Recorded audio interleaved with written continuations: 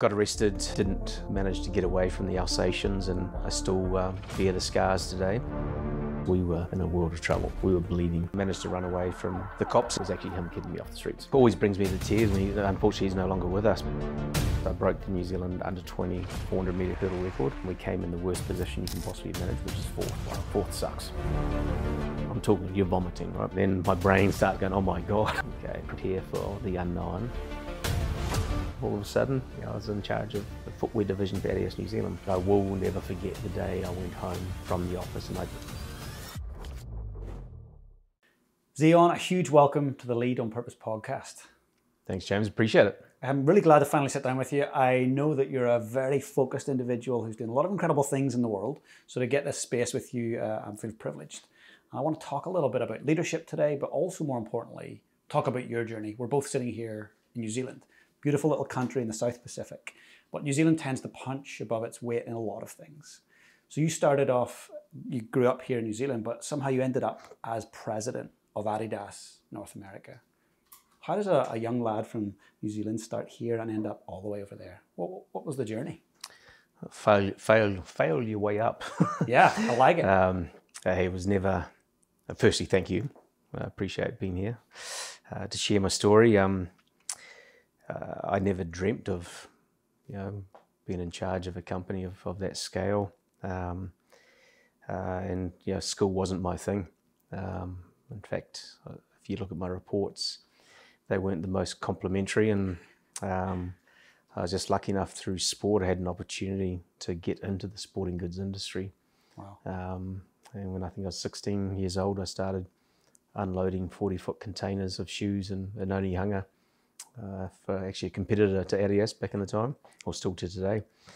So to say I started at the base of the industry is factual. It's phenomenal. And it's funny, I think there's one thing that you and I can share, and that is that I didn't like school at all. And in fact, I was a bit of I wouldn't say troublemaker, but I got into mischief. And it was my headmaster at the time that had some options with me to say detention or drumsticks. He handed me a set of drumsticks, and that changed the direction of my life. So was there anybody that was instrumental at a time when you were young that said, hey, here's some options, and you picked the option and it was instrumental in the direction that you took? Yeah, it wasn't, here's some options. I got myself into trouble. So I was 14 and I borrowed a vehicle or a motorcycle that might not have been mine. I'm not proud of it now, and I tell my kids that, but I'm glad it happened because my life changed. From the moment, a couple of weeks after I got caught. So got arrested, didn't manage to get away from the Alsatians, and wow. I still bear the scars today.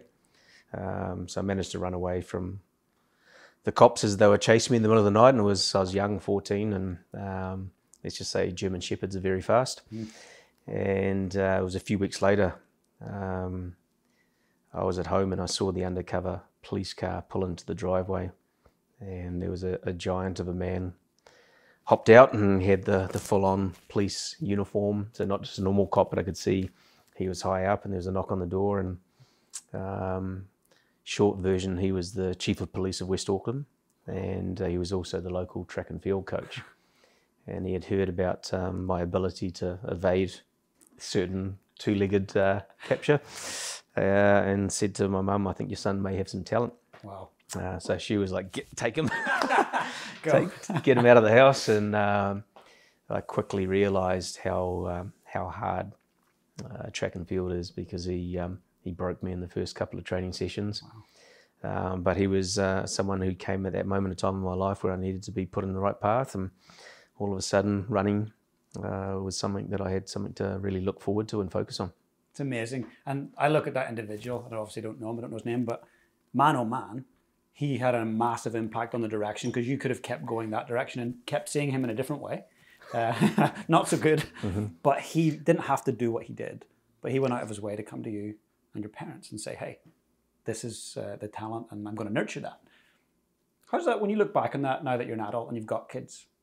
What does it say about him? How do you feel about that gentleman? Oh, it always brings me to tears. Unfortunately, he's no longer with us, but he had a book written about him before it just came out just after he passed, And one of the chapters starts off with, out of all the troubled youth that I met throughout a long career in the police, one stands out in particular. Wow. That was me. You're the guy. So I'm not sure if that's a compliment. That's amazing. Yeah. And let's be honest, when I first met him, I could run, but I wasn't. I didn't have any great talent at that point in time. So it was hard work to start trying to win championships, etc. So for him to see something in me, and I don't know if Mum had a word in his ear saying, I'm really worried about this kid going down the wrong path. But I'm talking about day in, day out at the track club. Wow. Every weekend. I was at his house working in his garden. He had this love for palms and etc. And I look back now and I realise that was him giving me pocket money. It was actually him keeping me off the streets. Amazing. Yeah. So the hours, countless hours, love, attention, support that he gave me was just, put my life onto a path that I never would have dreamt. Ended up being what I did on a professional front, let alone the sport front. Amazing. And if we stick in that phase of your life, in the sports front, what unfolded on that as you trained with him and you developed and challenged your skill sets? What unfolded? I think one of the first things there's a few things that stand out for me with him is whenever I finished a hard session, and I'm talking you're vomiting, right? Yeah. I was a 400-meter hurdler. Well, I wasn't at that stage, but I was growing into it. He would always say, now one for the competition. So I'd finish, you'd be knackered, and he'd say one more. And I'd go and do that one more. I'm not sure if it's the smartest thing now in modern science today. I was probably driving myself into the ground in terms of overtraining. But that was one piece. The second piece is there was an old bark track at the back of the track and field club. So you had to run through the forest and follow the bush and the trees, etc. And one day he said, I want you to do this 6 times. And there's a really steep hill at the end. And it was pouring with rain, middle of winter. I was by myself and I was doing it. And I saw him in the trees spying on me. And I didn't realise at the time, and I'm just thinking that was a bit weird. I look back now and he was seeing if I'm doing what I said I was going to do. Integrity piece? Yep, 100%.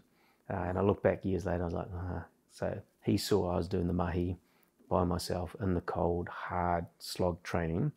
And I think that's why he also gave more to me, because I was, walking the talk. It's huge. So yeah, and then just one day, just out of the blue, just ran a senior race, and all of a sudden ran really fast, and we were both pretty surprised, and we started setting some goals and ended up winning the national secondary school 100-meter hurdles and 300-meter hurdles titles, and breaking the 300-meter hurdles record. Amazing. So yeah. And before we go on to that next little bit, when you won that, what did you think about in terms of, I could be doing this stuff off field and misbehaving in a life of crime, but actually I'm doing this. What did you learn about yourself in that moment? I guess back then, to be honest, I guess it gave you that dream. Yeah. I think is the right word. Mm-hmm. I didn't realise at the time, but I was visualising having success and winning titles. And you look now and you read all the books about this visualisation. For me, it was just like, I can win. Yeah. And I would dream about that when training was really, really hard. So I'd kind of stopped thinking about the other things, and training was everything, and it was because I had that attention and that father figure, which I hadn't really had growing up as a kid. I had 3 stepfathers, and in between there I was a mistake with mum and dad, and I keep telling them the best mistake they ever made.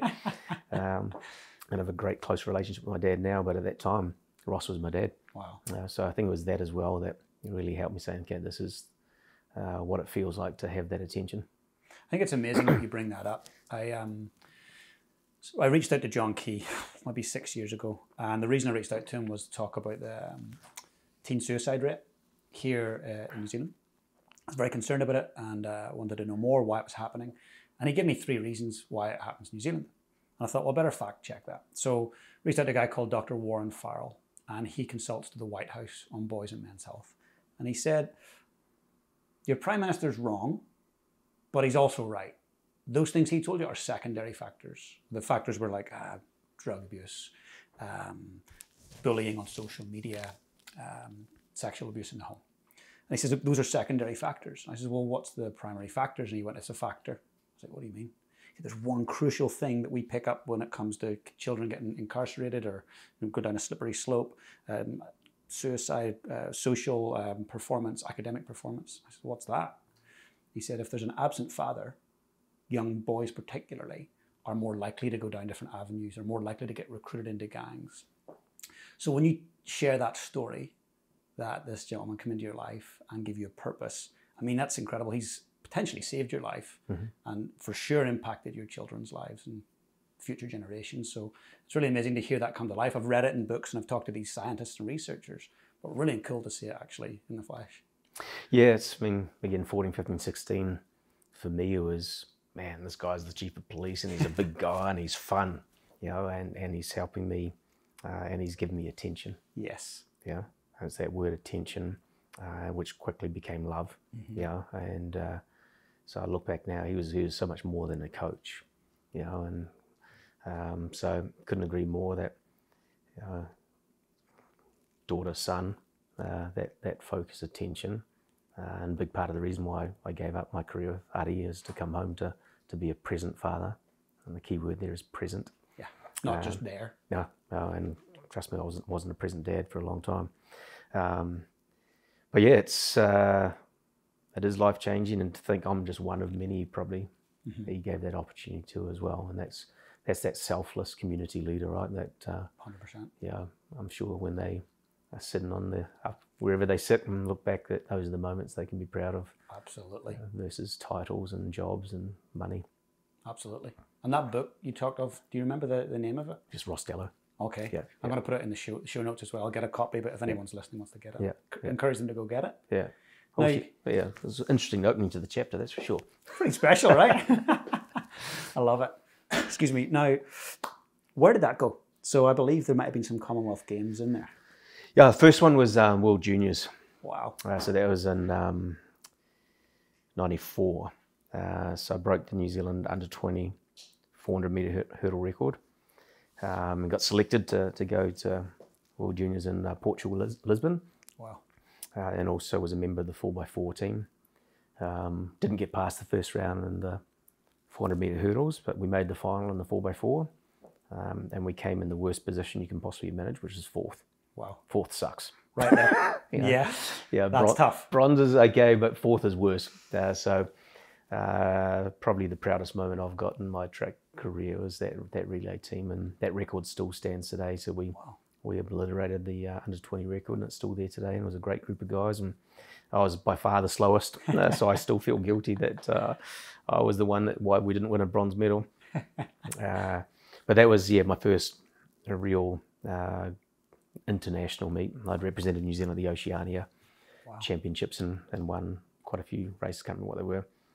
But that gave me the dream of making it to the Commonwealth Games. And fast forward to 4 years later, qualified for Kuala Lumpur, which was just amazing. And what unfolded in Kuala Lumpur? Proudest moment, I will never ever forget this, but actually walking into the stadium at the opening ceremony. Yeah.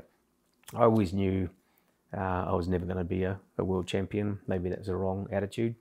I knew I was never going to cheat. I knew I was going up against people that were, potentially enhanced. There could be drugs and whatnot going 100%. on. Yep. But for me, representing your country at that level was my dream. And that was what I was visualising, just get there. And walking down there, and one of my best mates was beside me at the time, Chris Donaldson, who actually was a finalist in the 100 and 200. But looking around you and seeing the athletes in the New Zealand team, Jonah was just beside us. Wow. There was the likes of Millie Khan, who was she was I'm not sure if she'd like me saying this, but the grandmother of the team, bowls legend. There was the Sarah Olmers of the world. And just looking around, I was like, oh my God, I'm with the best of New Zealand's athletes. And I didn't feel like I should be there, as in they're here and I'm here. So that was great. And then the actual race itself, I didn't follow any of the plans and ran out of my skin and made mistakes. As often happens when we're at those big moments, those critical moments. Yeah. No, I mean, I used to run 14 strides to 7 hurdles, and then 15 strides on the way home, and there's 35 metres between each hurdle. And went over the second hurdle with the same leg leading, and I was like, should have done a 15. and it should have been the opposite leg. Went over the third hurdle, again, the same leg. I was like, oh my God, I'm doing 13s. I'd never run 13s in my life. It's a big difference between 14s and 13s. I bet. And then my brain starts going, oh my God. So get to halfway and I'm actually leading. And I've got two of the fastest guys in the world in the race. And at this stage, I'm just like, what do I do? How do I get back to 14s to 7? And it all just went to custard. And I still ran the second fastest time of my life, but I made a really big mistake. Had I not made that mistake, I think I would have smashed the record. But that's a could have, should have, would have, right? But it just goes to show you, heat of the moment. Didn't have a great lead up into the games. All of a sudden, halfway through the race, it's not going to plan. And I hadn't planned for it not to go to plan. Yeah. If that makes sense. 100%. So is that resilience plan, the top 2 inches? Yep. Yeah. And once it gets in your head, and that's such a technical race, it was a challenge from there on. Cameras are on you, pressure's on. on. Oh yeah, all of the above. Yeah. So finished across the line, and I actually will never forget that feeling as well. Just feeling like that you'd let down your country, significantly. And how do you come back from that? No, I don't think you ever do. Yeah, I crossed the line, and I think I started crying, and I remember 2 close friends were out there. Joanne Henry was doing the heptathlon, and Doug Pirrini was doing the decathlon, and they both came up and gave me a cuddle and just walked off, and I was like, screwed up. Yeah. It says a lot about you though, because some people, when there's a strong degree of ego in young male athletes, I work with them all the time. Sometimes ego is a big part of that. You don't even want to let the wall down. You don't want to show the vulnerability. So to me, it says a lot about you going, hey, I didn't perform the way I wanted to. I feel like I let my country down. It says a lot about your self-awareness. But I guess there's a lot of lessons to learn in that too. So if you went back and had to do it differently on that day, what would you do? Well, I think the whole campaign would be different, right? It'd be planning for the unknown. Yeah. But again, I'd never run 13s, and even in a training session. Physically, I don't think it was possible. However, if you had the crystal ball and look back, say, okay, what would happen if I was running 13s? How would I transition to 14s and 15s coming home? One piece is prepare for the unknown. What if the wind was different and all the rest? But I was just that person who was going to get in the blocks and just run as hard as I could. Yeah, which most of us do. I think first time at any big event, yeah, we don't really think that there's going to be things that happen. We don't need a plan B or a plan C. Yeah. But those things, I imagine, when you step into the corporate world, you must have brought some lessons from that, and you kind of tie them in at that. Yeah, so the big lesson I took, not from KL, but I really wanted to be an Olympian, and Sydney was the next horizon. And I had qualified for Sydney, but New Zealand sets higher standards than the IAAF standards. So I ultimately didn't get selected. And the learning there is I should have set the standard higher than what the IAAF standard is. And I knew that New Zealand was going to say, you have to be a finalist. Wow. Now, to be a finalist in 400 metre hurdles in the Olympics, not easy. Yeah, I bet. Yeah. But I set the goal of if I can break 50 seconds, I've got a good chance of going, and I broke 50 seconds. I should have said if I can break 49.5. I think it's inches, right? It's like milliseconds. Well, it's a good couple of strides, but it's mentally. I should have said, okay, prepare for the unknown. What if I do it? What if I qualify and New Zealand say the standards need to be harder? Now, that's another discussion we can have about the selection policy and process, but end of the day, I think whatever that target is, aim higher. Yeah, because something's going to go wrong. And I think we can apply that to life. We can apply it to relationships. You look at the elite forces. I think they are always constantly planning for the unplannable, and just always waiting for that unexpected ambush. Yep. Yeah, that's cool. Now, while you're doing this and you're growing as an athlete, you talked about in Onehunga starting to unpack all these shoes and apparel. What was happening on that side of how you keeping the dollars coming in whilst you were doing your athlete? Yeah, so I was very, very lucky. So in leading into 98, the company I was working for at that time was going through a transition. And at that stage, because Adidas, as we'd say here, was the best track and field spikes you could get. And so I was working for a competitor. And so I just contacted the country manager of Adidas New Zealand at the time, saying, hey, I want to go to the Commonwealth Games. I'm going to need time to acclimatise to the heat in Kuala Lumpur. Current employer may not be able to afford me to be away. Can I come work there? Amazing. That's bold. Yeah, yeah. And Craig Lawson was his name at the time, said, we don't have any openings, but he said, come in and meet me. And so I went in there, and I can't remember the exact sequence of events, but a couple of days later he called me back and said, we're going to create a job for you. Amazing. So I'm very, very thankful for Craig for giving me that opening, because I came on board, and a few months later I'm off for quite a period of time to run for the country. Did you ever ask him why? Why did he give you that opportunity, based off the fact he had no roles and all of a sudden one got created? I actually haven't, but still in touch with Lawson. We have a couple of beers every now and then. So next time I'll find that out. Please, yeah, I'd love to see what he's seen, because he's seen something very important. And obviously he's very good at spotting talent and commitment and people with principles, because look where you've went in the company. But if it wasn't for him, you wouldn't be in the company. You wouldn't have done what you've done. Never would have got a foot in the door. It's huge. Yeah. So when people say luck's involved, I used to say BS, but there is. Man, that was luck. And I always say you create your own luck, because you reached out. You're like, hey, I work for the opposition. So to me, there was luck, but you created the luck. Yeah, I guess if I wasn't running that well, the phone call would have been potentially a bit shorter. But catch a good guy at the right moment and create a role, and a couple of weeks later they signed the All Blacks, and amazing. The brand all of a sudden has got a chance to compete in New Zealand. That was the start of a 24-year journey with Adidas. Incredible. And let's just chat a bit about Adidas. So you started at that point. What was your role then? Tech rep. So my role was to call on the sports specialty stores and explain the technology in our shoes, and ultimately try and get our shoes on their shelf, but importantly, try and make sure that we were providing the appropriate information on our technology to sell it to the right consumer.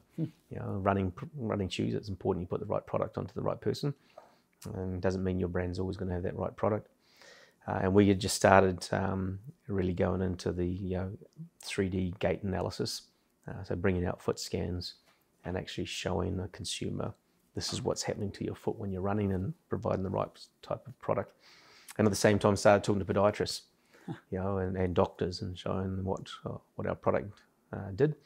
And I think that was a big part of the reason why Germany actually called a few years later, is we became reasonably strong in the sports specialty chain, where Adi had struggled in running technical products for a long period of time. So Global was curious to see what we were doing differently in other parts of the world. Why do you think it was different here? Like, I always think of Kiwis as being innovative and always finding solutions for problems that other people think there's no solution. How did that unfold in Adidas? Why was it different here than it was globally? Well, it was one of the first trips. Well, my first trip with Adidas I ever had was to Vietnam, and it was to a global tech conference. And then they introduced this foot scan machine, and I was like, wow, this is so much better than a treadmill. Because I could understand what was happening when people were running, and then this was better than a treadmill, because treadmill is not really showing you what's happening through the gait cycle. It's just one image. So when we brought it back and we introduced it to the places like Shoe Science at the time, and bringing on the best podiatrists in the country, and when they could see, wow, this is so much better, I was lucky again that brilliant. Adi had found this third-party technology. We brought it back and we adopted it quickly, and all of a sudden we had it in 5 or 6 stores throughout the country. It's incredible. And it was selling just as much competitors' product, arguably more competitors' product than our own, because we were on a journey to create that authenticity as a running brand.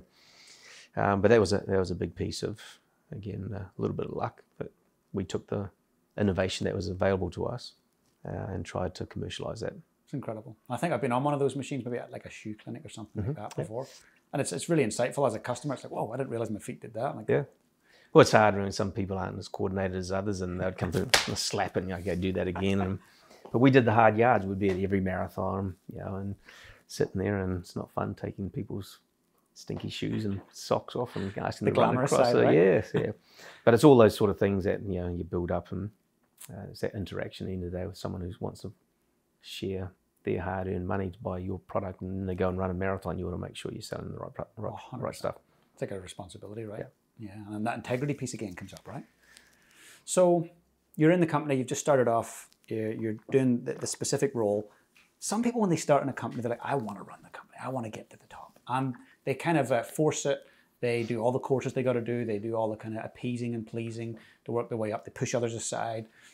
What was your approach? Did you go, I want to work my way up, I want to be at the top? Or was there more of just a natural sequence of events? Survive. I love it.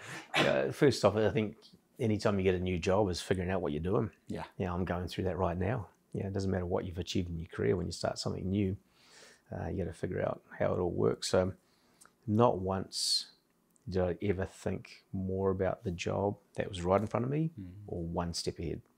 I never ever thought beyond that. Again, maybe that's a mistake.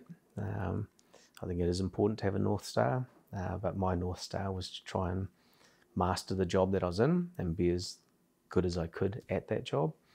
And then hopefully that led to bigger things, which it did. It was a lot of steps from a tech rep to a sales rep in Adidas New Zealand, traveling the entire country, calling on every single store in the country with plastic hurdles in the back of the station wagon, stopping at parks to train. When you're driving 4 or 5 hours, I'd try and figure out where I was going to train and then hop back in the car and go in and call on whatever store it may be. And wow, it was back then it was awesome. A company car, you're traveling the country and life is good. I look back now, I'm like, oh my God, I'd never ever. Yeah, that's hard work. It was a lot of hard work. But yeah, it was just a case. And then, luckily enough, I had some bosses around me that would give me the next step up. And each time you step up, and all of a sudden, I was in charge of the footwear division for Adidas New Zealand, which was basically a third of the company. And what age were you roughly at this stage? 24, 25. Oh, that's amazing. Excuse me, yeah. Quite unheard of, I imagine. Pretty young. Yeah. But I'd failed on making the Olympics. I came back and got that promotion.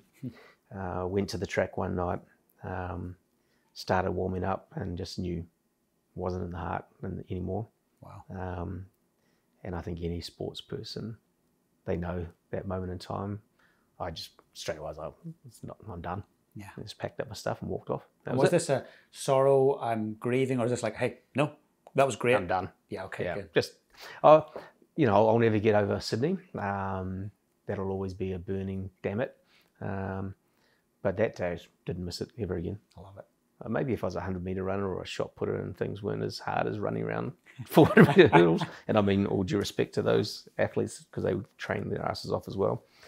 It was a hard race. Yeah, I bet. But no, I just never had any regrets. Amazing chapters, from Oceanias to World Juniors to Commonwealths to not making the Olympics, but saw a lot part of the world. Had some great friendships, and then when this promotion came up, it was just perfect timing.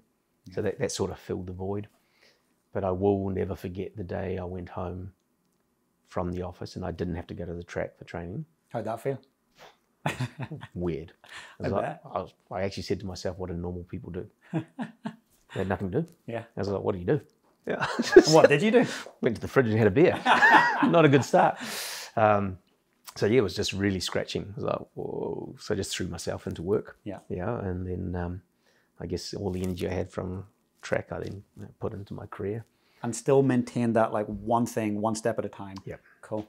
Yeah. And then, yes, how it happened is I had a random approach from Germany, from headquarters, which was, they had heard what we were doing down under, and got a phone call to come up and be interviewed to join the running business unit at our headquarters in Herzogenaurach. Wow, that's a mouthful. Yeah. So I went up there and had the interview, and they asked me to slow down 10 times because I couldn't understand a word I was saying. And I was just like, eyes were like this. Pretty excited? Oh, just over the moon. Just seeing this headquarters of Adidas, and then we owned Salomon at the time, and Arc'teryx and TaylorMade, and I was just walking in. It was like a dream come true.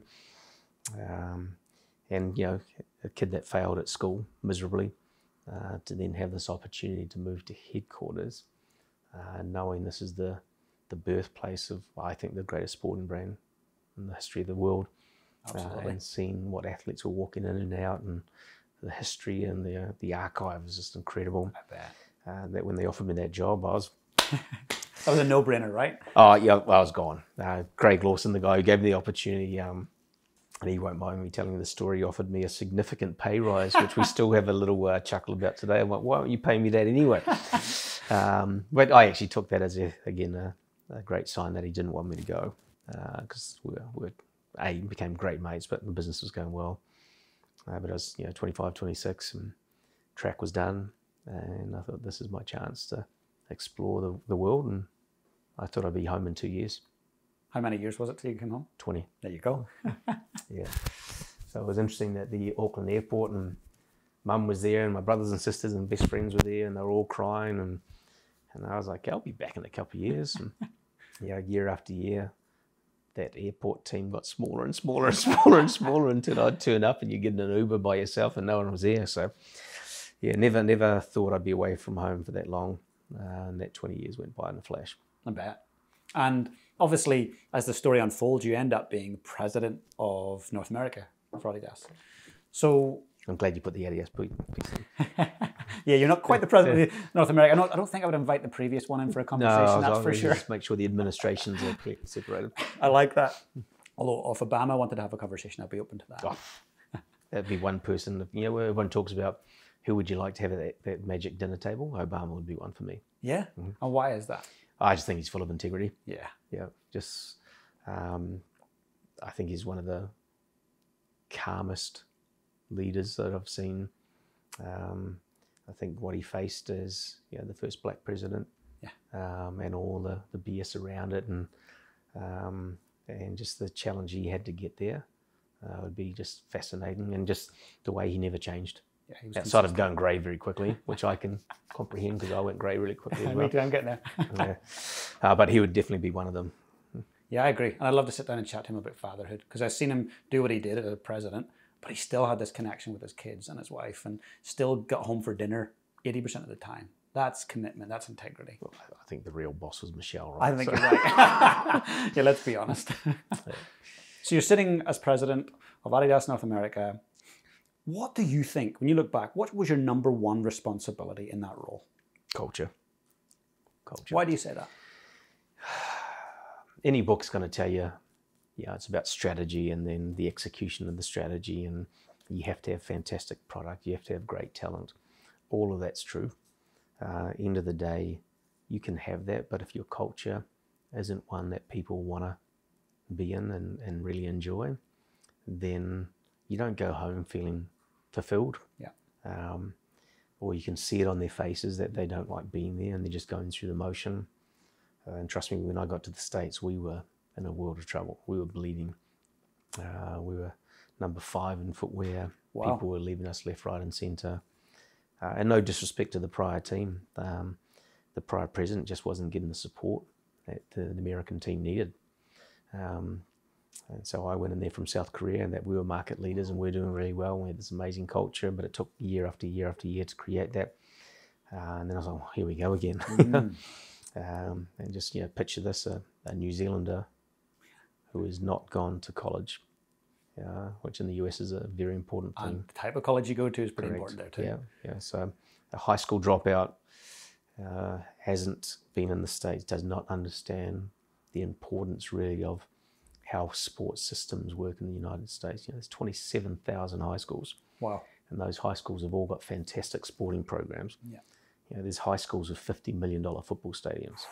And that's not a random thing. Wow. The money involved and the importance of what it means to communities is unheard of.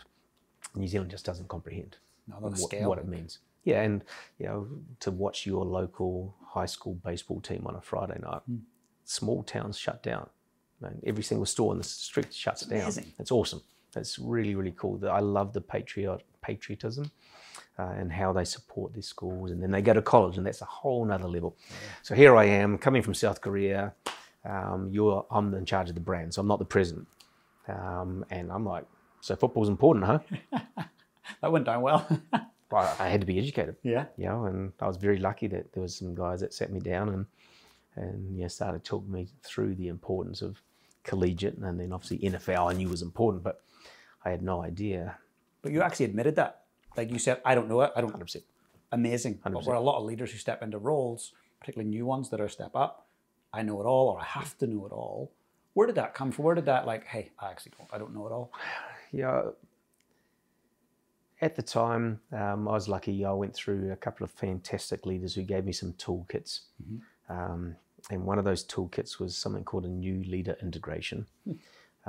So I promised the team that reported to me, so this is in charge of every single category. So you've got your head of US sports, you've got basketball, you've got running, you've got blah, blah, blah.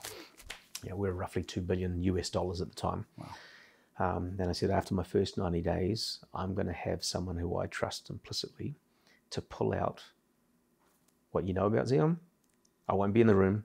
What you don't know about Xeon, what you like about Xeon, what you don't like about Xeon, what you'd like more of Xeon, what you'd like less of Xeon.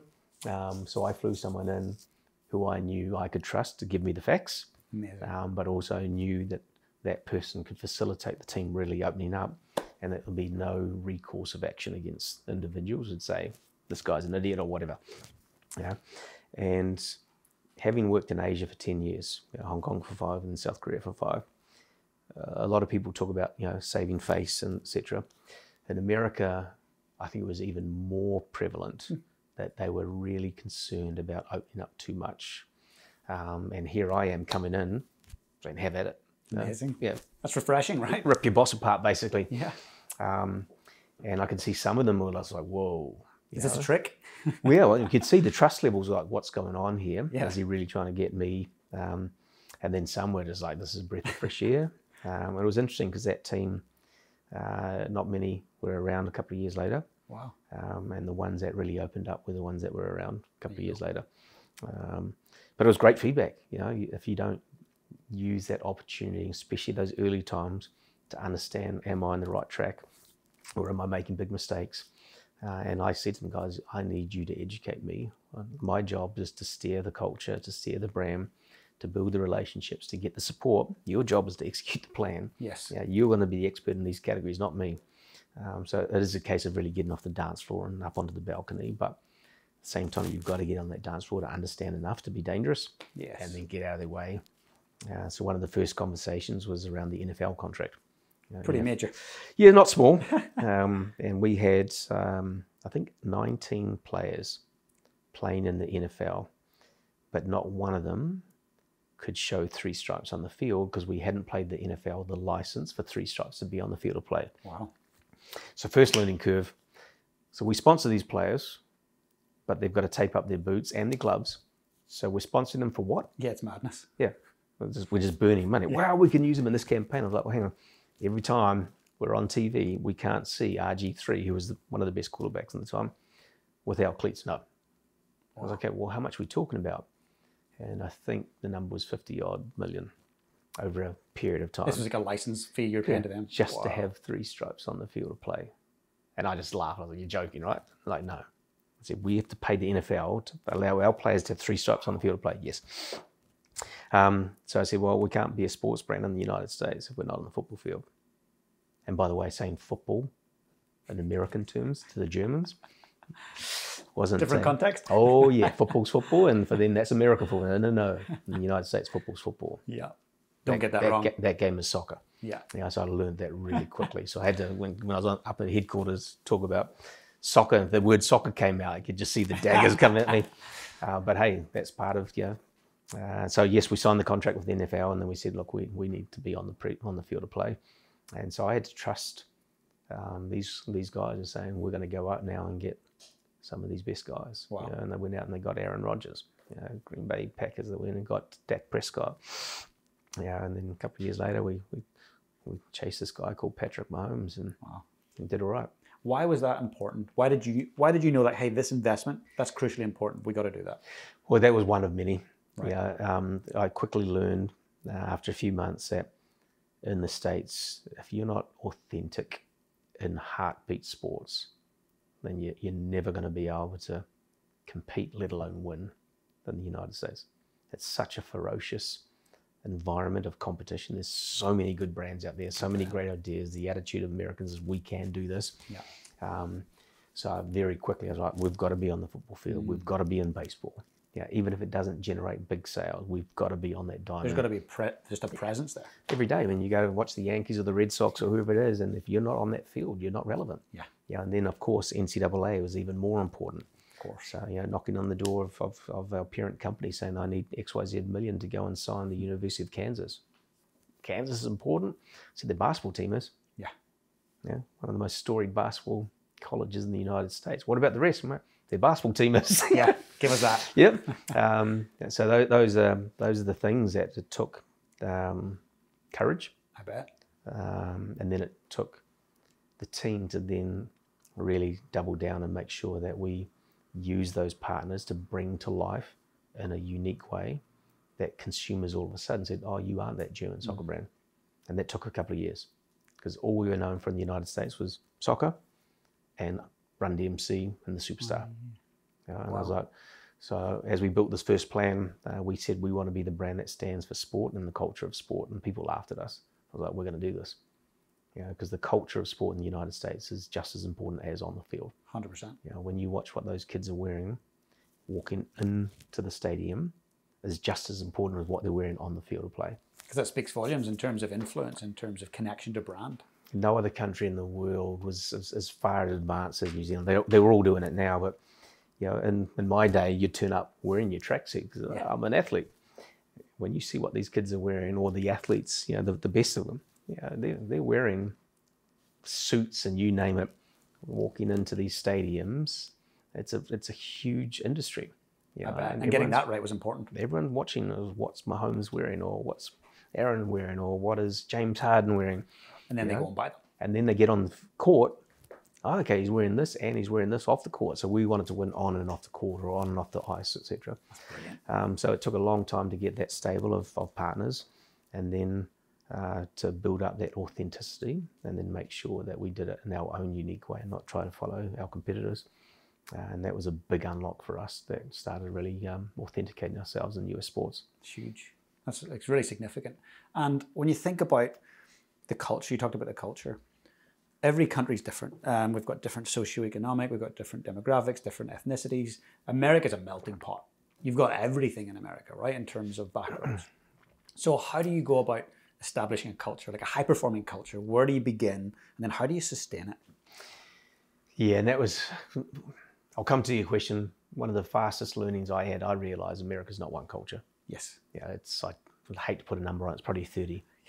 Yeah. The culture in Florida, just a couple of states north, and you're in the Carolinas, it's night and day. Yeah. A couple more states north, you're in New York City. New York City's got multiple cultures. So that was the dawning upon me. I was like, wow, we are so out of touch of what it takes to win here.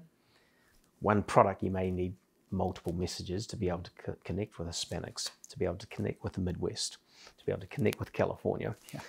So we had to really step back and say, okay, how do we do this?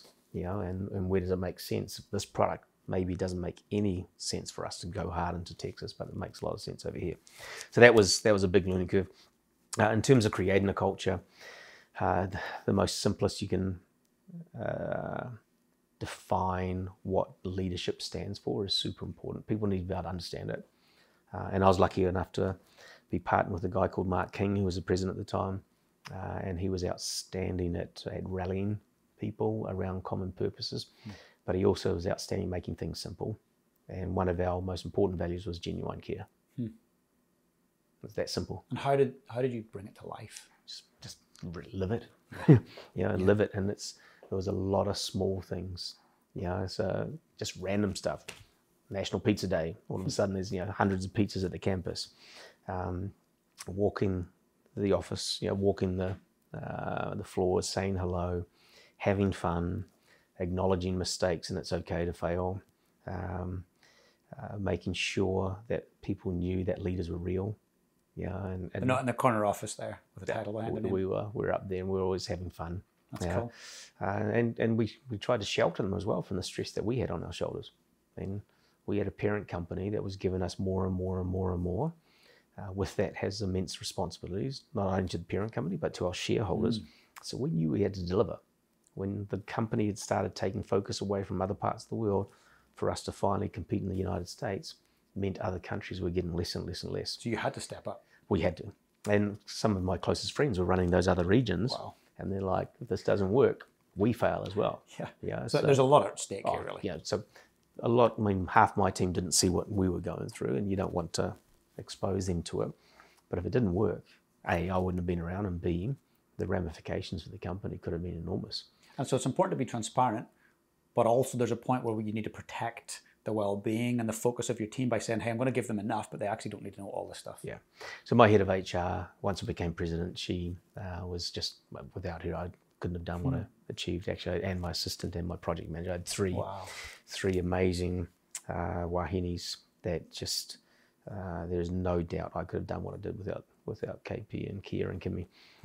But they saw what I went through. They were the only three that was really seeing what I was going through, and the rest I tried to shelter from.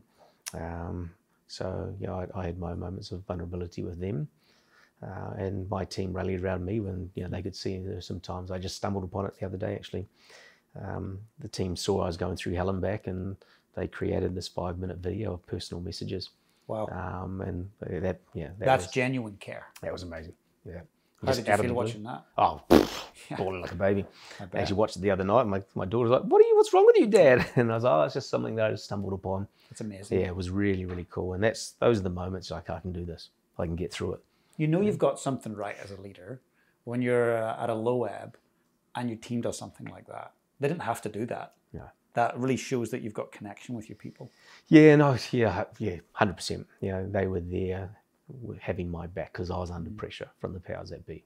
I bet. And they could see what I was doing, and they knew it was the right path. But potentially in Europe, they couldn't see it because they didn't understand what it takes to win in the States. They didn't see what we were doing and how we were winning, and they didn't understand. So the team rallying behind me was just amazing. I bet. That would have been the fuel that kept you going. Yeah. And what about your Kiwi upbringing and just the New Zealand culture? New Zealand culture in and of itself is so unique and incredible. Did you bring any of that to your leadership when you were in North America? Yes, but I think having 20 years offshore and been in Europe, or starting in New Zealand, then going to Europe and then Hong Kong. And when I was in Hong Kong, I was lucky enough to have 13 markets that I supported, and getting to learn each one of those markets to a small degree. And then time in Korea. End of the day, the stuff running through our veins is exactly the same. And everyone reacts to the same things, and then comes right back to that attention that Ross gave to me. And if you give that same attention to your team or the countries that you're supporting, and realize that we've all got the same blood running through our veins, and we may look different, but we all inside internalize the same things and have the same concerns and same worries or same hopes. I think that's really important to always keep in the back of your mind. That unites us, right? And someone's always going through shit. And if you don't remind yourself of that, so every now and then someone goes, oh, this person's not performing. I'm like, have you checked in? Yeah. Are you sure they're okay? Oh, they're not, not keeping up. And I'm like, I repeat myself, have you checked in? And then a couple of days later, I go, there's a reason. There's something really going wrong with the family or whatever it is. So I think first, always step back and try and get out of the rat race and say, okay, is everyone okay? Is it me? Am I putting too much pressure on the team? Is there too much going on? And half the time it is. I had to look at myself in the mirror and say, am I supporting enough, or am I just asking too much from the team? So you take ownership there in that setting? Well, but can you provide them the umbrella? Yes. To allow them to be able to get back and thrive. And also, I had a team of 12, 13, 14 direct reports, which is too much. That's huge. But some full speed ahead, and their world is going really, really well, where we had problems in other parts of the business. So I'd spend more and more time with that individual, helping him or her.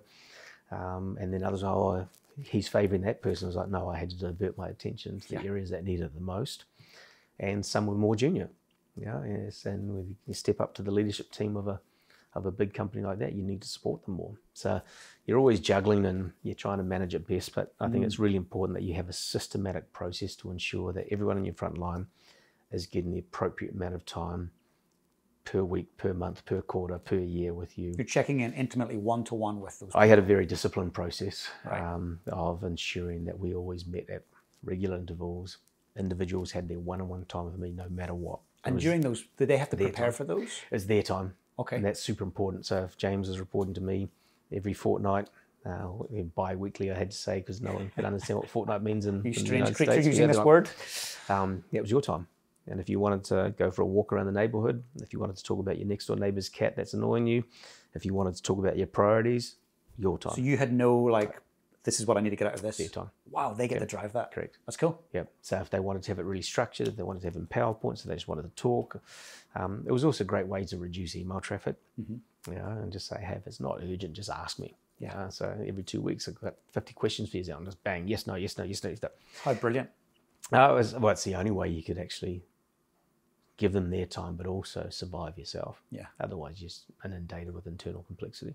That's nuts. You had to think about 13 or 14 direct reports. Did that change at any point? Did you get to reduce that down to 5 or 6? Or? Yeah, I think the magic number's somewhere around there, right? 7, 8 maximum. Yeah. But as we acquired brands or you add in Canada on top of it, hey, I'm the one to blame. But then also, there's also a global structure that you had to follow. Right. Then all of a sudden, half the team reported to me and half reported directly to global. That caused real challenges. So you're in my front line day to day today. I'm seeing what James is churning out every single day. I'm super happy.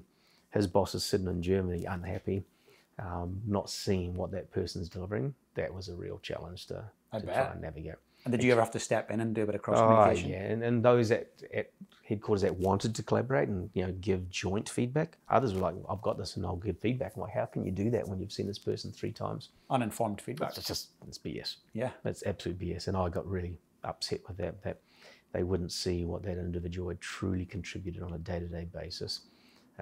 So, not everything was perfect. But at the end of the day, an amazing company, but those simple things, internal complexity actually creates some real challenges. I bet. And when you think about, like when I think of a North American company, Fortune 500 company, one of the biggest priorities is quarterly report of revenue, profit. So when you focus on culture, rather than just numbers, revenue, when you focus on culture, you build great culture. Did you find it actually impacted in a positive way, the revenue and the reportings? Yes. So, and I learned quickly when I became the president of Adidas Group South Korea, we really doubled down in terms of what are our leadership values. And we spent 2 or 3 days offsite and we documented them. And then myself with the front line, which is predominantly Korean, presented that to the Korean employees, saying this is what you can hold us accountable to. Amazing. Unheard of in South Korea. I bet. When you're at that level, you don't show any level of accountability or vulnerability. It's about you will do, because it's very hierarchical. And that's what's worked for Korea and it's done exceptionally well in the world and everything they touch. And I came in and said, no, we're going to be more about people first. And he tangata was started to be shared with them and explained to them. And a couple of years later, by truly living those values and truly working closely with the labour union, our results went through the roof. Incredible. Absolutely through the roof. I was culture focused, people focused. Over here, this starts to actually show positive signs. Yeah, when people were happier, actually we're working more efficiently. We're a healthier team. We put, I didn't tell the parent company at the time, but 25% of everyone's bonus was on a corporate wellness goal. Amazing. So each quarter you had whatever you wanted to do, but make sure that you were, whether it was hiking a mountain, running a marathon, becoming a CrossFit coach, whatever you wanted to do, make sure you're doing that. Because I was trying to get us to be more active, become more of a sports company, but I knew the healthier and fitter we were, the results would also come back in energy and work faster. Because why do more leaders not think like this? Well, it's not old school thinking, right? It's this huge risk. Yeah, and people thought, well, if this doesn't happen, Zion, I was like, it's going to happen. And I remember my boss flying in about a year later, said, what's happened to this place? He said, the energy, you can just sense it as you come in. And he's like, people are bubbling, you can hear it. It was just, everyone is happier. And again, it comes back to, I hadn't used those words at that stage in Korea about genuine care. It was about genuine care. So I've actually completely lost my train of thought of what your question was, but... No, I like to go back to North America now and think about, okay, so he tangata, the Maori word for the people, the people, you brought that into your senior role in Adidas. So, or did they say Adidas in North America? Yes. Okay, I'll get that right. So the people, how did you convey that, and why did people feel that was important? Number one, I wanted them to know why I was there. Right. Again, here's a Kiwi from South Korea coming to be in charge of your brand. I was like, I didn't ask to be here. Yeah, I've been selected to be here. And here's what I promise to you, is I will always put people first, and here's my story. So I shared with them my journey, and then I shared with them, after that first 90 days, newly into integration, so they could see it was genuine. I hope it came across as really genuine. And then over time, you could see the same things cascade down to my front line. And if they weren't living those values, I was also shaping my team. I only wanted a true team that all were doing that across the entire company. Walking the walk. Correct. So when you've got 10 or 11 leaders all doing the same thing, all of a sudden the culture started really taking hold. And behind my desk I had he tangata, and I actually had a spirited conversation with the global CEO at the time, whose view was that should be the company values, and he's right, but I was like, no, those are my values. The company values can be everywhere else, but for me, that's when I walk into my office. This is why I'm here. Never forget where I've come from. Never forget the people who helped me. Never forget how lucky I am to be in this job, and the responsibilities I have. End of the day, yes, I've got to hit those numbers, but more importantly, if I can help change lives and support the team, then the numbers hopefully take care of themselves, and they did. It's incredible. Well, the first year they didn't, so it was pretty stressful when this went grey. But I'm a firm believer when you build that culture, good things will eventuate. With patience, persistence, purpose. And consistency, and resiliency. Well, let's talk about that. Let's talk about the people again. So another part of the people would be your family. So when you're leading a large company, you've got a lot of responsibility. It often can take its toll at home, off field. What were some of your challenging moments when you were building this career in North America, off field, with the people that really truly mattered to you personally? Yeah, so it's when you're given this opportunity, but also when you realise the situation that we're in, and also the importance to address what we had to fix. Those first 2 years was a mountain of work. I just look back now, I'm like, that was incredible what we had to rebuild, and that comes with consequences, right? So I spent a lot of time traveling. Our son was quite young at the time when we got there. I think he was would have been, get my math right here, 2 coming up to 3. A year later our daughter was born, and I'd put my heart, sweat and blood and tears, whatever the saying is, into addressing what we needed to do on the work front, and was way a lot. So I'm not saying that's the only reason for our divorce, but ended up becoming divorced, and the hardest day of my life was pulling out of the driveway that day. And I mean this with respect to my ex-wife, but not because of the divorce, but the feeling of let down my children, of just that horrible vomit feel that just, I said to myself I was never going to be that dad, and I was that dad. Yeah. I can relate to you on that. I've been through the same journey. I understand that feeling of having to leave the family unit, the whānau. It's not easy. No, it's hard. Yeah, it's I don't know. There's not a word for it. It's just deep disappointment in myself. But if it's not right, it's not right. That's right. Hopped in the car and I was like, where do I go? Didn't know where to go. I just drove, and crossed the state of Oregon into the state of Washington, which wasn't only half an hour drive. Pulled up to a shitty motel and checked in, and she said, how long do you need? And I said, I don't know. And she goes, excuse me? And I was like, and then she saw my face. She goes, I'll put the kettle on. She was this lovely old lady. So I ended up parking up there, and because didn't want to tell anyone and all the rest. And because there's shame and there's guilt and there's loss. Oh, everything, all of the above. Yeah. And just needed some time to try and figure out what the next steps are. And did you go back to that principle of, I'm not thinking of the 33rd step, what's the next step? Yeah, it was survival, right? Yeah, and then I was Mark, we mentioned Mark, the boss at the time, it was just after Christmas, and said, how was your break? I said, oh, not ideal. Sort of just been divorced. And he's like, where are you living? I said, yeah, across the way. And he was actually based in San Diego, but he had an apartment in Portland. And the next day he rocks into my office with a set of keys. And he said, the apartment's yours. Genuine care. He said, I've moved out. Wow. I've gone to San Diego. He said, this is yours as long as you need it. And I was just a mess. I was like, oh my God, who does that? There was real, genuine care. I think he was actually quite happy because he loved San Diego and didn't want to be in Portland. A bit warmer down there. Yeah, but if Kinga ever hears this, I'll forever be grateful for what he did for me, to give me a home, because I could then actually bring my kids to a stable environment and Amazing. and have somewhere to bunk down and get through it. Thank you for sharing that. It's not easy to sometimes delve into that stuff. Where's things at now? Where are the kids at, and where are you at with the relationship there? Yeah, kids are down here. So I'd never thought of Christchurch. Auckland has always been my home before I left offshore. The decision was made for the kids to be down here. So this is all new for me. So Auckland will always be where my heart is.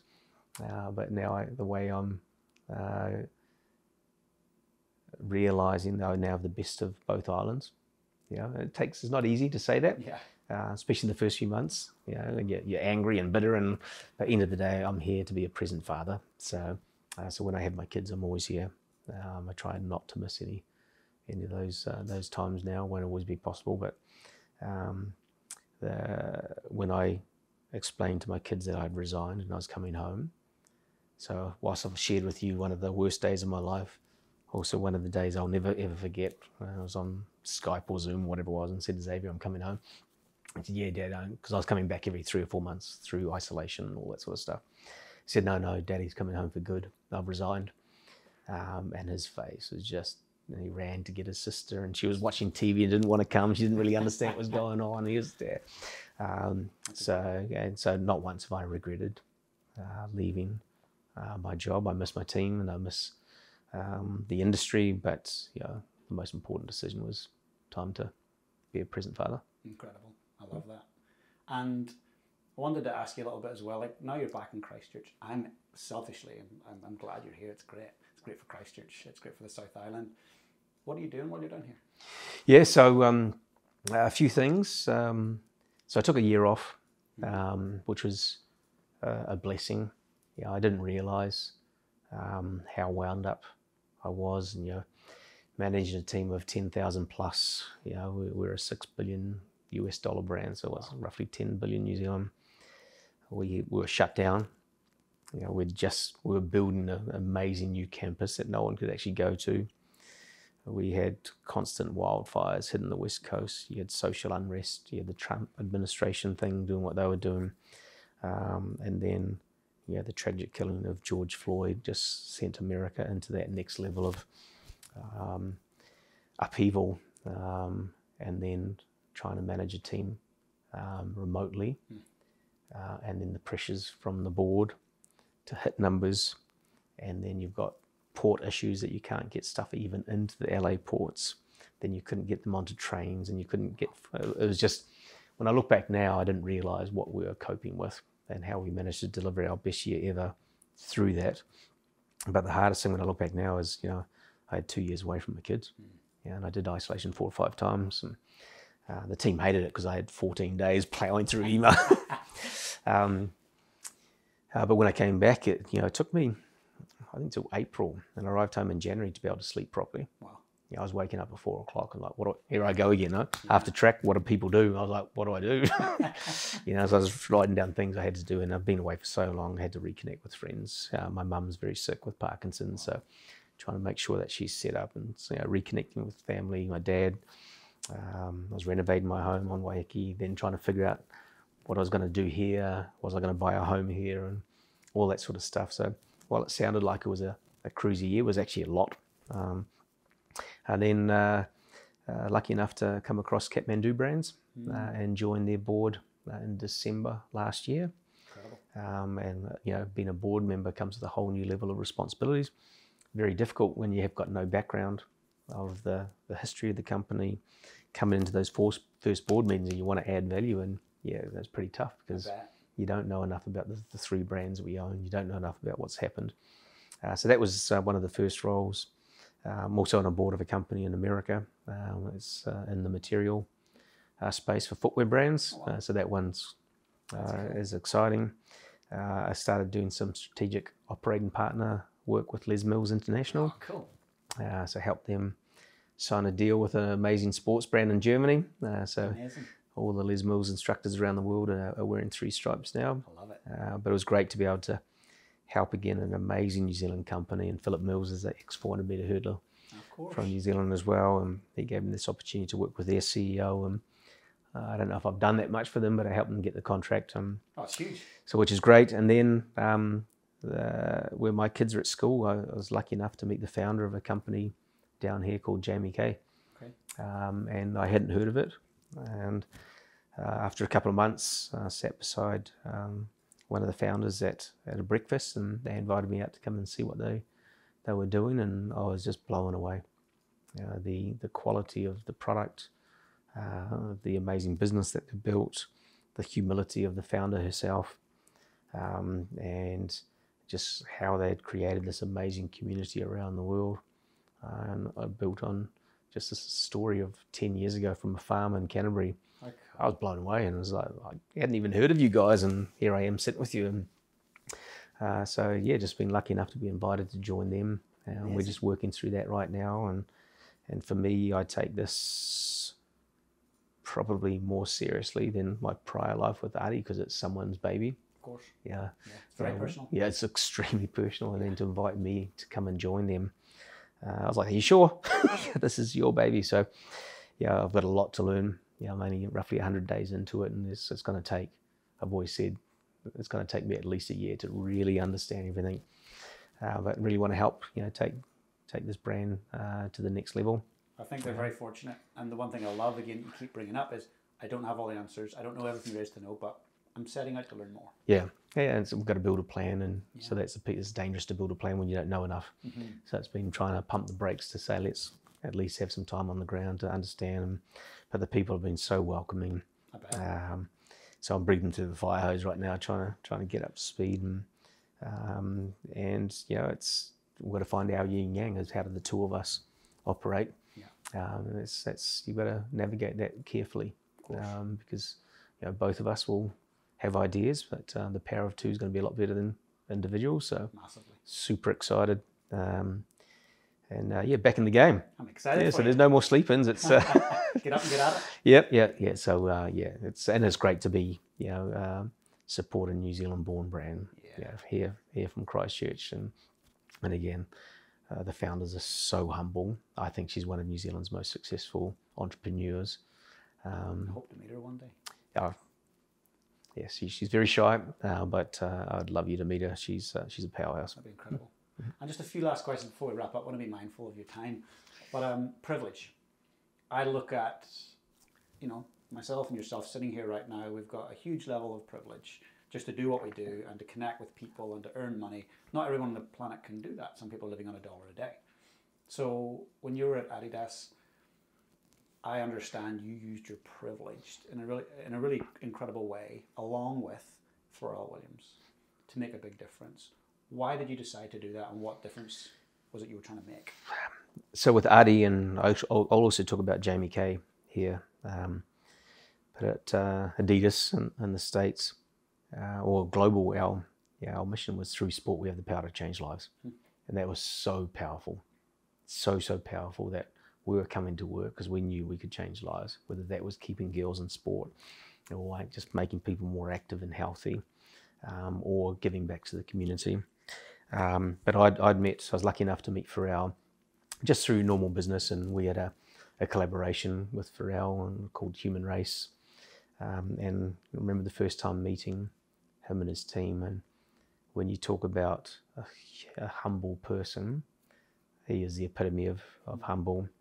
But at the same time, when you talk about a driven person, oh my God, just next level in terms of creativity, in terms of genuine care, but also in terms of being very, very crystal clear of what's right in this world and what's wrong. Wow. But he would listen carefully as well. So a couple of times I'd push back, and he said, it's a really good point. But to answer your question, outside of the things that we were just doing, two things stand to mind. We had this amazing event in Los Angeles called 747. One of the scariest things that I ever signed up is we wanted to do this incredible event to showcase the power of our brand across sport all the way through to street fashion. And we had innovation zones, we had live concerts, we had music studios, we had Pharrell on stage, we had, just to name one of many, we had the best athletes in the world there. And we created this cool basketball court, and we had, you know, James Harden or Damian Lillard there, and then we had Snoop playing against them and all this sort of stuff. And Pharrell was there doing an amazing speech, as he does, and then he started talking to me about his lineage being from Virginia. I didn't tell him, but my great-grandfather was also from Virginia. Wow. And he was talking about what happened to the slaves in Virginia, and I'm just keeping my mouth shut. And he said, well, I want to put this event on called Something in the Water, because we've got to give back to our people of where he was from. And I said, hey, we'll support. And I'm thinking a year away. And I think 747 was February or March. It was the name of the event in LA. And he said, great. And he said, well, can you take this basketball court and bring it to Virginia or recreate it? I was like, yeah, we can do that. Now, this basketball court cost us like $1 million. Like, it was an incredible thing. And anyway, I was sitting there and I'm like, when is it? Oh, 3 weeks' time. And in my mind, I'm like, you mean our support for next year, right? And he looks at me and goes, brother, 3 weeks' time. So good. And I was like, okay. And I look at my team and you can just see them just shaking their head because they're exhausted from this event. We moved heaven, well, the team moved heaven on earth. Whatever, I can't remember the time frame, but we got it there and we built this court on the beach in Virginia. Wow. But more importantly, we actually sent our entire human resources team there as well. And we offered these young kids from Virginia who had never had a chance to understand what it was take to build a CV, to have conversations with recruiters, to come and join us.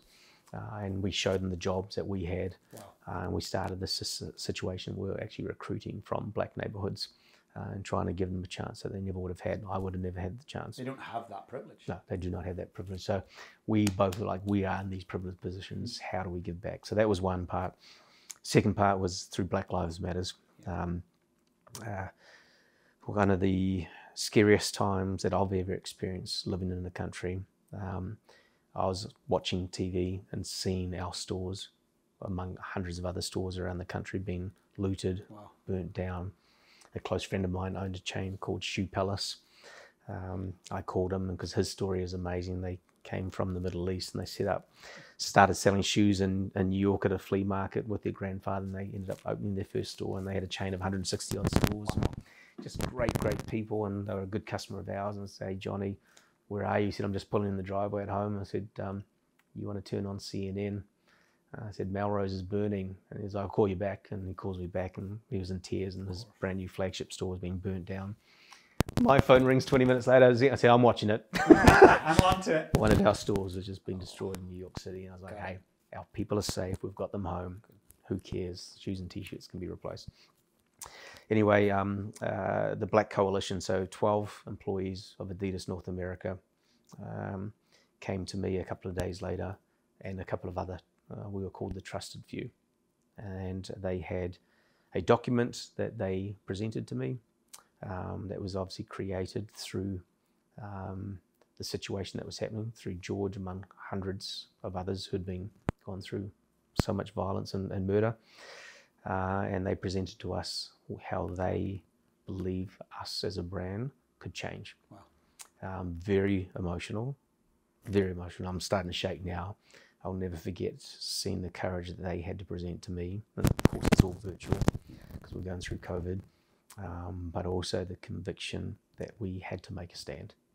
And a lot of companies around the world, in the United States right then, were freaking out. What do you do? So I was fortunate and privileged to be one of those trusted few that I then had to obviously take this to the board to say, we've got to make a change. Amazing. You know, and it's hard for a European-based company to understand what we were going through when all you can see is through the lens of news channels. They weren't living it, they weren't seeing it, they weren't experiencing it. I was sitting there having sessions with my employees and just knowing the heartache that they were going through and these stories that were coming out. I'm just in tears listening to the stories. And I was like, okay, we have to be better. And a lot of their requests were very fair, and it was truly going to make a change to their lives, not just to them, but more importantly, how can we make a difference for Black and Latinx potential employees for the future? Yeah. And more importantly, as importantly, the communities. because we're happy to have these amazing athletes who are people of colour. That's right. And have them in our campaigns, but were we truly giving back in certain parts of communities? We were doing a lot, but could we have done more? Yes, the answer was yes. So short version was up to me to present to the board of some amazing ideas and some areas that were going to really push the status quo of us into a space that we were uncomfortable. And I thought this is either going to be the last day of my career in the company, or it's going to have some impact, or if we can get everything we want, it could really, really change the way that we recruit, retain, attract, and give back to the communities. And we got everything we asked for, plus some. So the board actually added another 20 million on top of the 100 million that I was asking for, which is over a 5-year period, so you had to divide it up, which is one piece, but I swore to the team, the Black Coalition, this is not about writing a check. There's no way I'm just going to write a check and say we've done our job. We now need to create this plan of how we're going to invest this and how we're going to have action matrices. So how are we going to address employee issues, how we're going to recruit differently, how we're going to have a much better representation of Black and Latinx people in our company. And we set some pretty audacious goals. And then it was a case of, because athletes and the artists like Pharrell and among others were saying, what are you guys doing? Show us the results. Yeah. What are you going to do about this situation? Right. And I remember him saying, because he say, brother, and said, brother, what is Adidas going to do? I know you, I believe in you, I trust you, I know you're working hard towards this. If they don't, I will leave. Yeah, among others. That's amazing. Yeah, among others, right? It was a really defining moment, and I could sense it. I'm not sure everyone sensed it around the world. And I was like, I'm going to give it my best, and came back and said, we've got it. So then we carved off $10 million with Pharrell. We came up with a plan called Black Ambition. And we decided that we were going to go out and basically create a Shark Tank. And Pharrell had his team of amazing brains on this, that we're going to go out to these communities. You're going to come to us and you're going to pitch your idea, and the best ideas are going to be supported. Okay. But we had to be year after year after year after year after year. It can't be, here's $10 million we're done. We're like, okay, how do we carve this out, make it sustainable? How do we invest it? And I was lucky enough to be the person to present back to the people who won the first year. That would be special. Oh, mate, just seeing these individuals, again, it was all on Zoom, so it was sad because we couldn't be there in face, but seeing the tears of that they've got a chance to make it, of someone's listening and supporting them, of, my God, here's a Pharrell, and now Adidas giving me a chance. If just one of those business ideas goes on to be successful, we know we've made an impact on lives of the community for year after year after year. So that was a really meaningful moment that with Pharrell and the company. And then I was presenting Major League Soccer about what we're doing, and the commissioner said, hey, we want to do something as well. I said, we can't do anything more. What's what we're doing? He said, a bank from Japan, SoftBank, have got some money. They want to. Said, look, I can show them what we're doing, but I think I should introduce you guys to Pharrell, because what you're saying is what we're doing. So Pharrell's a busy man. I said, SoftBank have got some Johnny Cash that they're willing to invest as well. And then he realized, he's like, I say, yeah, I can't do any more. So that was amazing. But yeah, just here recently with Jamie Kay, what New Zealanders are going through right now is, I've been away a long time, but I've never seen it this difficult. You see the interest rates and the unemployment situation, the homelessness. And we own this amazing nappy brand called Nupi. And we had this opportunity to support a group up in West Auckland, just close to my heart. Of course. Yeah, don't know how that happened. But I wanted to see if they were legit. Yeah. And it's called Nurturing Families. So I went up and met this founder, and her name's Taylor Naismith, a young 22-year-old who's just got this incredible story. That's someone you should meet. I'd love to. And what she's done to change lives. And we said, okay, we're going to support you. And I don't think she quite understood what we're going to support with. And we gave an amazing donation of well over 150,000 packs of, because I said, if we do this, we're going to do it right. Game changing. And our founder didn't blink an eye, said, let's do this. And so we know that is going to help many, many families in West Auckland. Now we've done the same thing down here with Nest and Christchurch. But Taylor came and presented to us in Christchurch a few weeks ago because I wanted people to hear a story and what we've done just to help the communities in New Zealand. And she said it so eloquently that it really made us stop and reflect. It's not the carton of nappies that we're giving to this family that really need it. It's the money we just save them that they can then spend that money and put in a meal on the table that night. There you go. That's when it hit us. And I was like, oh. And she goes, you've just probably put 150,000 meals on people's tables. That's mind-blowing. That's when it hit us. I was like, whoa. And that's when it got dusty in the room and you look away. Of course. So that's the cool thing. If you can find a company with people that truly want to give back. And I was lucky enough with Ari to do that now with this company, and Kathmandu also has amazing community outreaches. I'm not trying to put plugs in, but it's real. People need to know what's going on there, because people often see the revenue and see all these things, but yeah, there's real great things happening. And that's why I wanted to actually have you on the show, because I believe you are a leader who leads on purpose.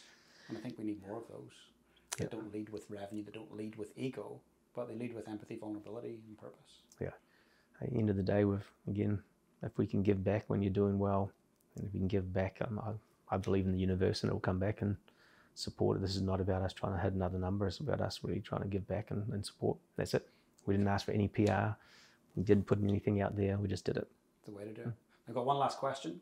That is, if we fast forward way into the future, it's your very last day here on Earth, and you know it's your last day, and someone very young, maybe a grandchild or a great-grandchild, comes into the room and says, Zion, how can I lead my life on purpose? What would you say to them?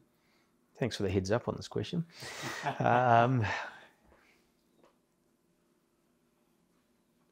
a couple of things. Just be you. Yeah, I've heard comments about myself. Oh, he's not the polished act. I don't give a shit. Yeah, and I think times when I tried to be it, you get off stage, and Mark King was great. He said, buddy, just be yourself. He said, you're so much better when you're on stage and you just be yourself versus trying to read from the script. And that was phenomenal feedback. I was just like, he's right. And so I think be yourself and have the courage to stand up for what's right. And that's through Black Lives Matters. People say you had amazing courage. I was terrified. I bet. I thought this is the last day of my career. But I had the pressure and I had the privilege to carry that pressure. And so I knew it was right. If I could rewind moments in time of my last 30 years in the sporting goods industry, I just call a spade now. Obviously, you want to do it with tact and do it with grace and not offend people, but you want to go home and say, I lived how I wanted to live and spoke from the heart. Nothing else matters after that, right? You go home and say, oh, I did that, and then you don't feel good. No, you're just like, that was amazing. Is that real? And you're like, no, that's BS. Yeah. So I think just be yourself, always speak from the heart, have the courage to stand up for what's right. I love that. Well, Zion, thank you so much for sharing, for showing your vulnerability, for making the time today. And I hope it's the start of many more conversations for us in the future. Thank you, James. I appreciate the chance. Thank you so much. Thanks, really appreciate it. Thank you. Hey guys, if you enjoyed the content today, please smash that subscribe button below. And if you want to become part of my community, I've got an amazing free Facebook group. Please come and join us. The link is in the description below. And also, if you've got any questions about today's session, I'd love to know. Just comment below and I'll be sure to get back to you guys. Have the most amazing day.